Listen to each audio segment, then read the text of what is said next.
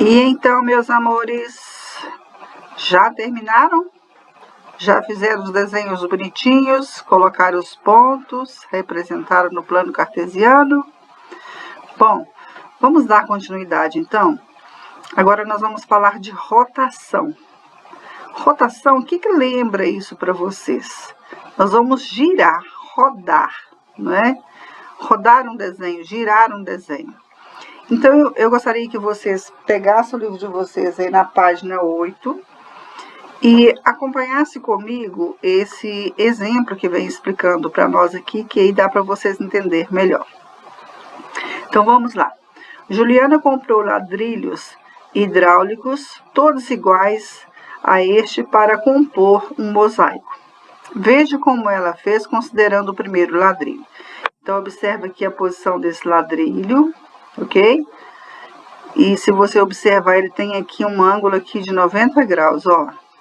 Como se fosse duas retas aqui, né? Essa de baixo e essa daqui, os lados do meu ladrilho. E aonde ele se encontra, ele forma aqui um ângulo de 90 graus. Beleza. O segundo ladrilho sofreu um giro antes da colocação, formando a seguinte composição. Então, olha só, o que vai acontecer com esse ladrilho? Ele está girando, tá vendo? Ele girou. E aí, na hora que colocou esse ladrilho aqui, o que aconteceu? Note que o giro do segundo ladrilho foi um giro de quanto? De 90 graus, em relação à posição 1.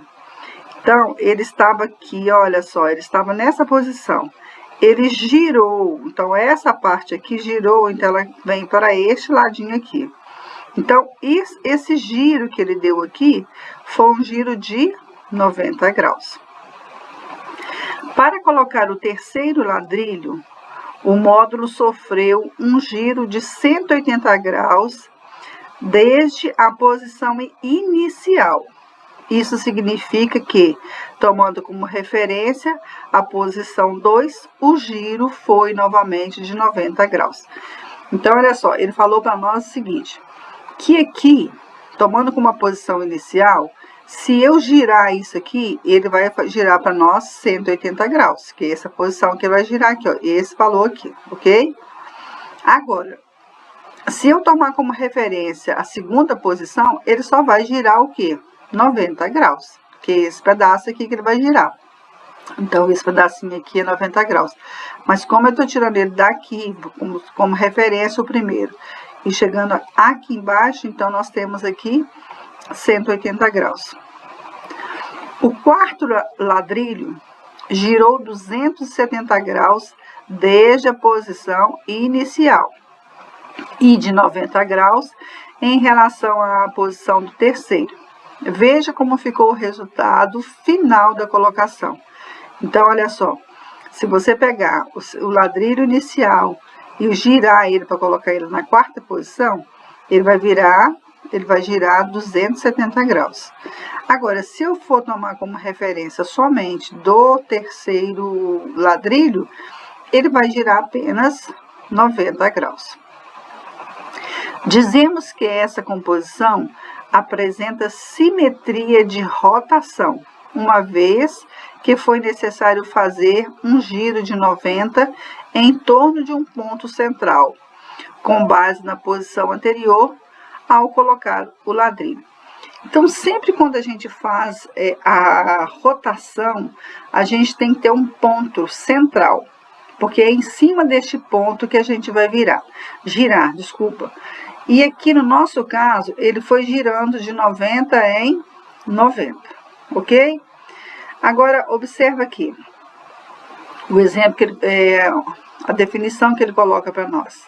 A rotação é uma transformação geométrica que faz uso de giros segundo um ângulo de um objeto em torno de um ponto fixo. Esse ponto fixo, a gente chama ele de quê? De centro de rotação.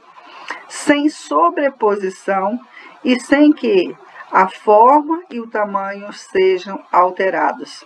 O giro pode ser feito no sentido horário e no sentido anti-horário.